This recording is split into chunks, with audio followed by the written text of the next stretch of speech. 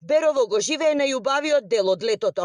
Денеска го честува големиот христијански празник Успение на Пресвета Богородица, а илјадници посетители од целата држава го искористија продолжениот викенд да се поклонат пред светицата, но и да се разладат од овие тропски горештини. Речиси сите сместувачки капацитети се исполнети, а годинава бројот на туристи кои го посетија секогаш приубавото Берово е значително поголем од претходните години. Убаво ни за дечињата си доваѓаме, Господ здраве, среќа да дава, Богородичка. Зашо сме дојдели да Господ нека оствари желбите. Многу убаво. И природа убава, и народот добар.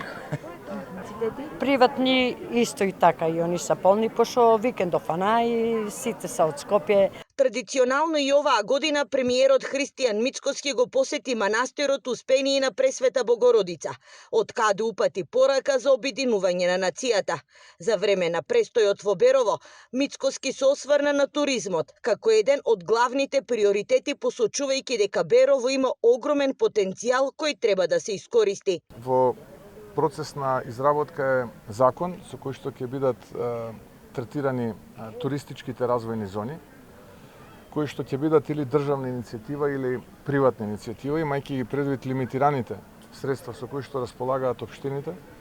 Оној дел посебно кога станува збор за инфраструктурата и експроприацијата би бил натовар на државата или натовар на приватниот инвеститор кој што евентуално би поднел барање за таков тип на туристичка развојна зона.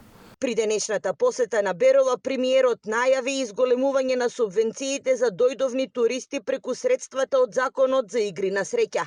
Инаку во првите 7 месеци годинава на македонските аеродроми се регистрирани рекордни 2,4 милиони патници.